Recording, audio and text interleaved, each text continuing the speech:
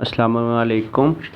जिस तरह मैंने पिछली वीडियो में हरूफ तहज्जी का आपको बताया है, ये देखें, ये अलिफ डाला है मैंने, लाम और वाव नीचे से जो है वो बरीक आएगी।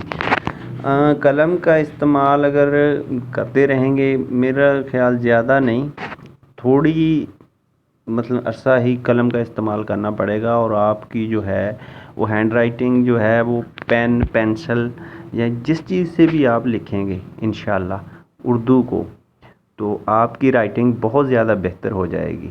अल वदूदो, ये अल्लाह ताला का सिफाती नाम है, ये मैंने लिखा है। अभी मैं नीचे उर्दू लिख रहा हूँ, बड़ा मोहब्बत करने वाला।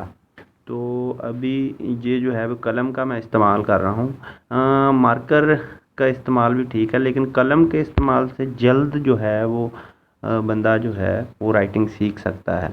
बेशक बाद में इंग्लिश लिखें, उर्दू लिखें, लेकिन ज़्यादा फोकस जो है ये अरबी पर मैं दे रहा हूँ। अभी जो अभी उर्दू पर भी दे रहा हूँ साथ में। तो आगे आने वाली वीडियो में मैं इंशाल्लाह इंग्लिश पर भी वीडियो बनाऊँगा इंशाल्लाह, अल्लाह के हुक्म से। आप इंशाल्लाह हमारे चैनल को फॉलो करें, चैनल को सब्सक्राइब करें, लाइक करें,